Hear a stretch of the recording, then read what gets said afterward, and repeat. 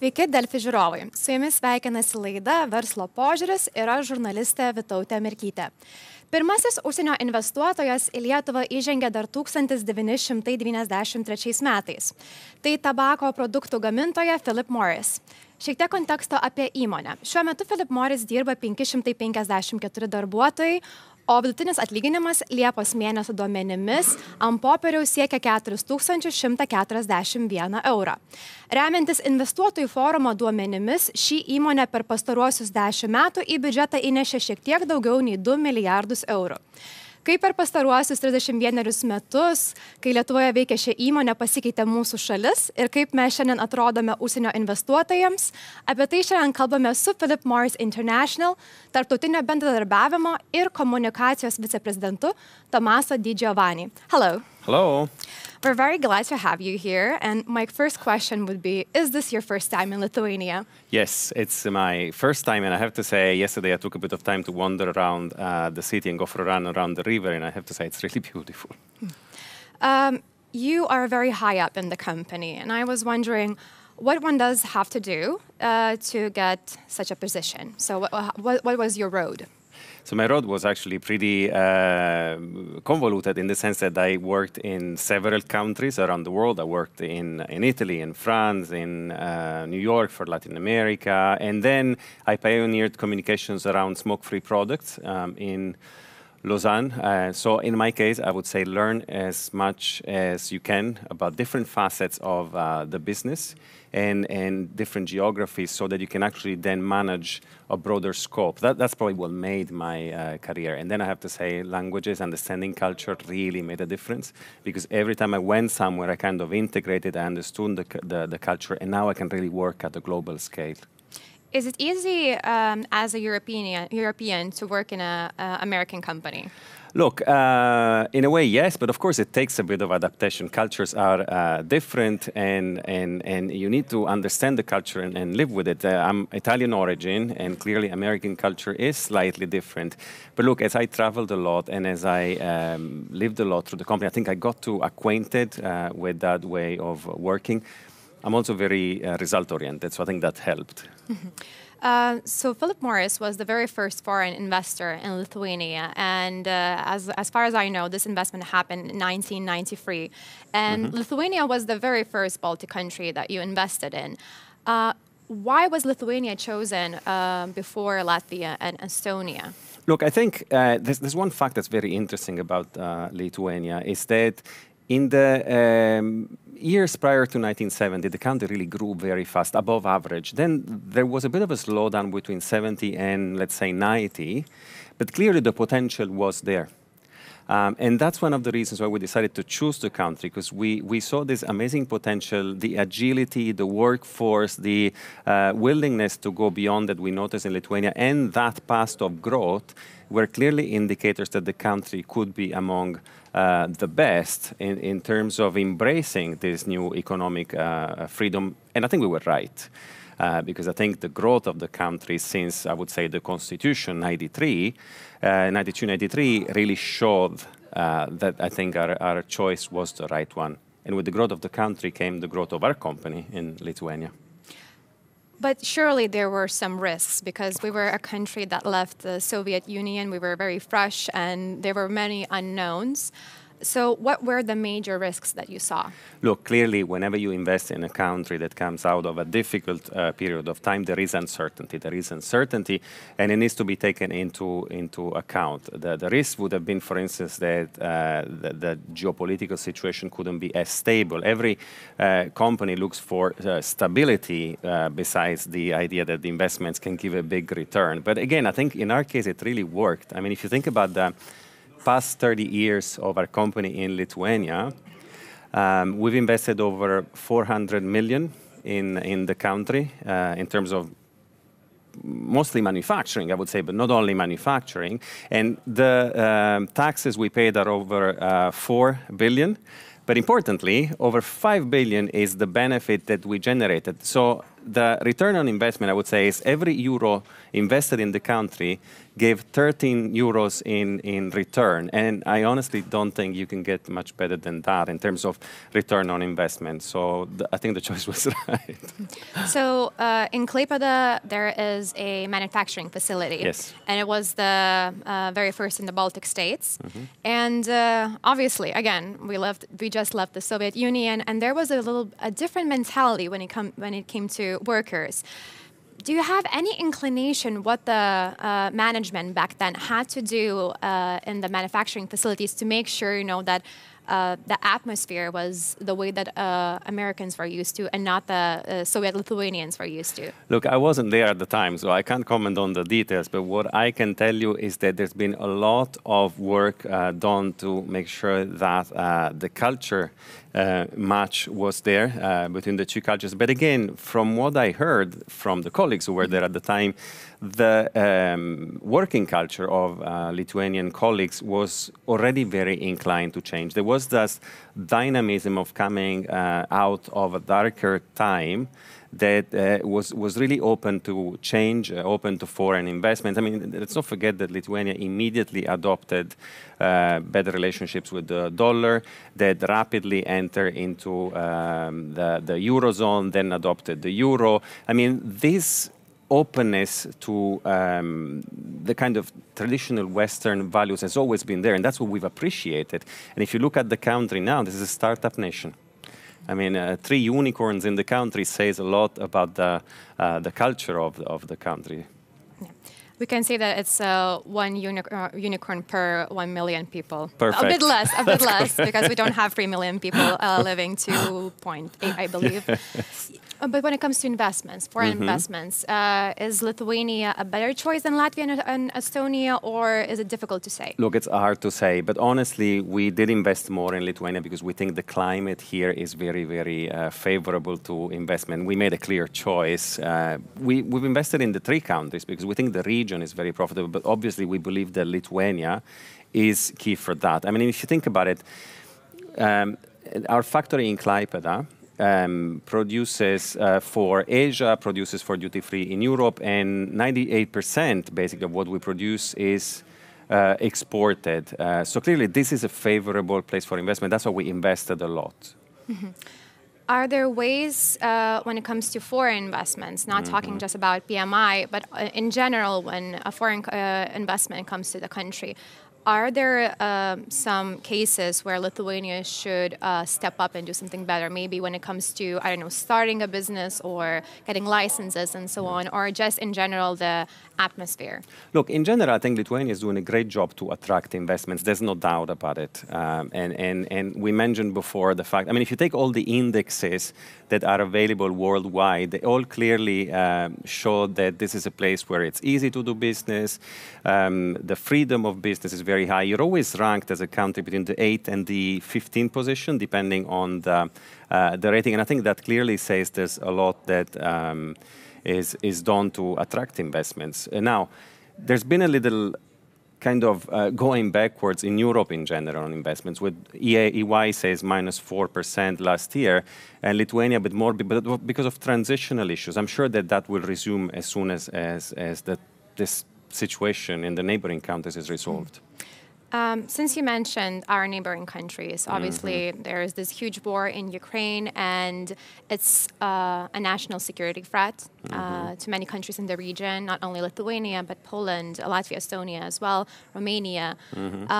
How do you see, when it comes to the global perspective of investments and economy, after I would say 2.5 years of this war, how has it changed the prospects of global economy, and how do you see it impact further? Yeah, look, clearly the situation is impacting the economy, and it's a pity for all those who live in those countries. I mean, it's really something regretful. At the same time, if I look at the other side of the problem, this is to me the time to invest in those countries, in the sense that this is time to show support, and this is a time to believe that as soon as the issue is resolved, things will resume and go even better. And that's why, among other reasons, we actually have invested, for instance, significantly in Ukraine recently, opening a new factory after that we had to shut down operations for a while in the country. And we wanted that not only to be a sign that we believe in the country, but also that we support the country. And we were the first company to invest in Ukraine after all those horrible facts. So, as I understand, there are some investors like PMI who believe that it is the right time to invest in countries that are facing certain risks. But obviously there are other companies who would say that, oh no, we would like to see how this plays out. What do you think, why these companies, foreign investors, may think that it's better to just wait?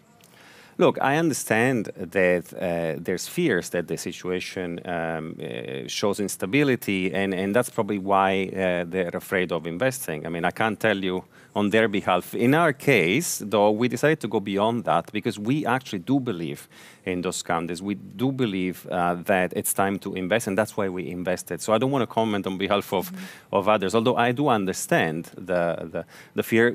We went in a totally different direction. Mm-hmm. So you're not afraid of taking a risk in this situation? No, not when it comes to business, especially not in those countries that have shown significant dynamism. Now, it's clear that, especially when we make our choice of investments, I mean, we're very focused on going smoke-free, going out of cigarettes. And if we think about future investment, we're clearly very committed to Lithuania. We've always been very committed to the country. I mentioned over 400 million of investments in the last 30 years since we've arrived in 1993. Actually, last year was 30 years of our company. Now, clearly, further investments will depend on the overall environment, the regulatory, the environment, and the societal environment for those products, because every time we make those choices, we make them based on those considerations, and we need to go in places that are more welcoming of change. So we're committed. We'll see how things evolve for further investments. As I mentioned at the very beginning, in Lithuanian, PMI here, the factory in Klaipėdoje, it has quite a lot of workers, and also, as you mentioned, you've done a lot of investment, and the manufacturing facilities are quite important to us. I'm wondering, since the company is heading towards the heated tobacco way, what are your plans for the facilities in Klaipėdoje?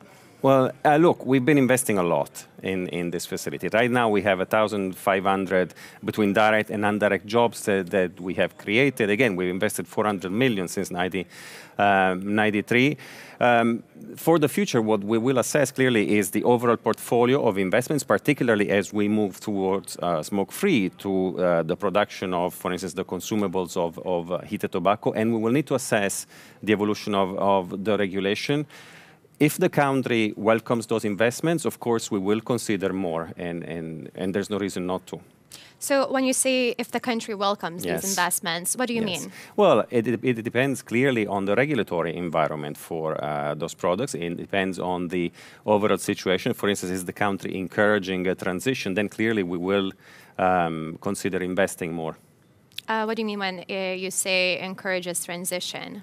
Well, again, the regulatory framework may or may not encourage a transition, right? I mean, it depends a lot on that. There's regulatory frameworks that encourage the transition, like you've seen in New Zealand, like you've seen in the UK, and regulatory frameworks that do not encourage that.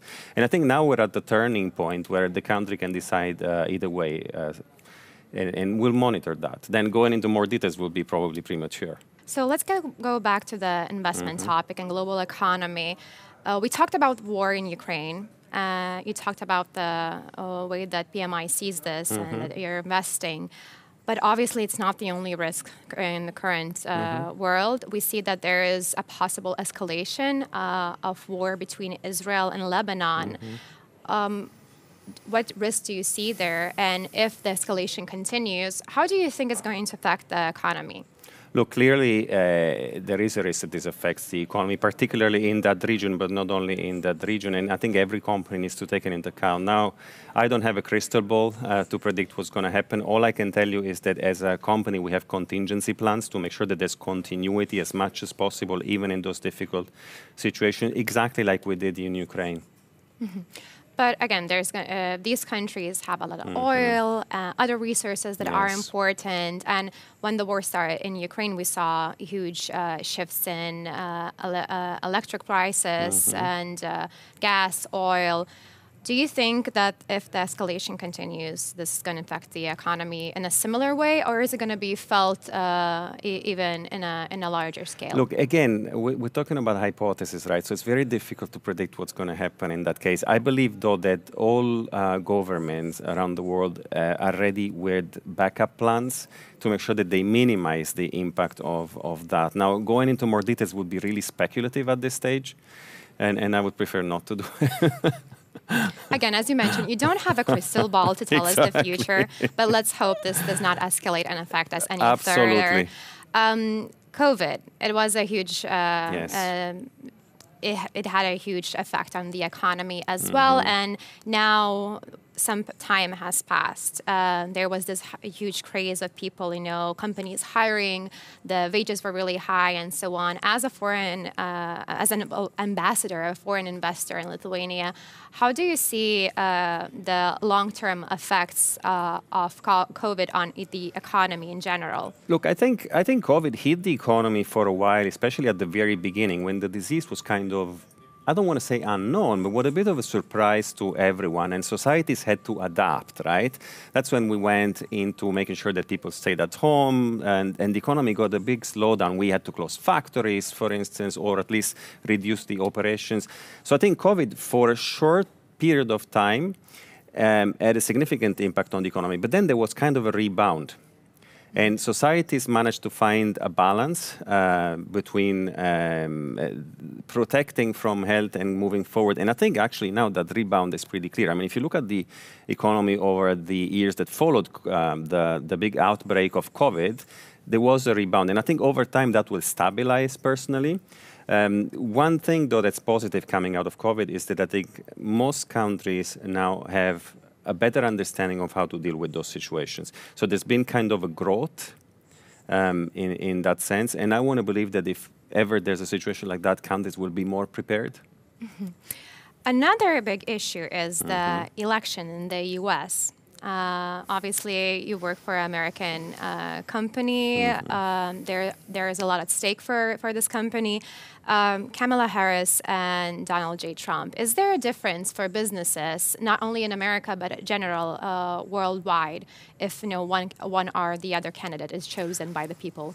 Look, I would say what really makes a difference for companies in countries like this is the administration to a large extent. And while the administration may be politically influenced, I'm not sure that there will be humongous. If there are laws, there are system and structures in place, and this is a country that have shown that they can actually go through changes without impacting their economic environment too much. So I'm hopeful that whatever the choice is, things will go well. Another question that I have is, a lot of times we can hear that Europe as a continent, when it comes to economical power, is in a stagnation, and it's always, behind the States and so on. Other continents are coming up and, embracing innovation and so on. As a European, and in general, as, again, ambassador of an American company, what do you think about the current state? Is Europe doing enough to attract businesses and keep them? I think Europe has always traditionally been a continent that attracts business for a number of reasons. The first one is that the democratic structure tends to be stable. The second is that there's already a big manufacturing footprint. There's excellent workforce, excellent academia. There's hubs of innovation all across the continent, including Lithuania, that work really well. So I think the continent still has a very solid position. But the recent debate highlights also some risks.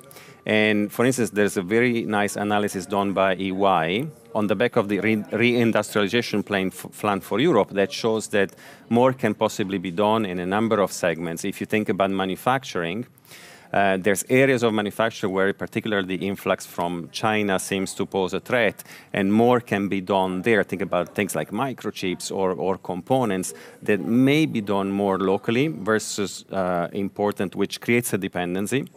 And in general, agility in manufacturing can attract investments. reducing the regulatory burden for investments may also be a right thing to do. Again, EY says it, but I fully agree. And the third is, I think Lithuania has actually shown the way to how to attract investment for innovations.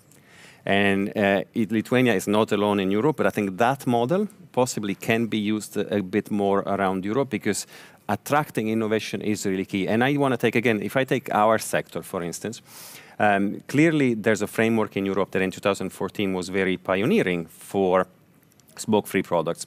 There was the tobacco product directive that separated those products from cigarettes, that kind of injected the possibility of an authorization through science. So it was very innovative at the time.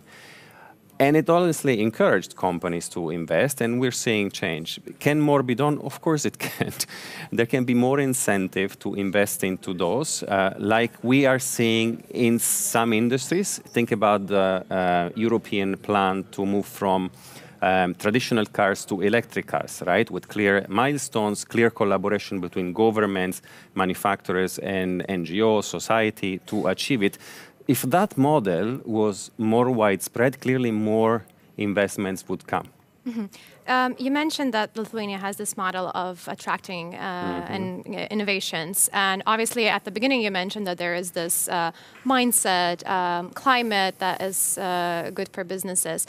Can you mention anything else that we could say that, oh, okay, this is the good thing that we're doing? I think for instance, the framework for investments is very agile. It doesn't create too much burden on companies to invest, and that's one of the reasons why companies do invest here.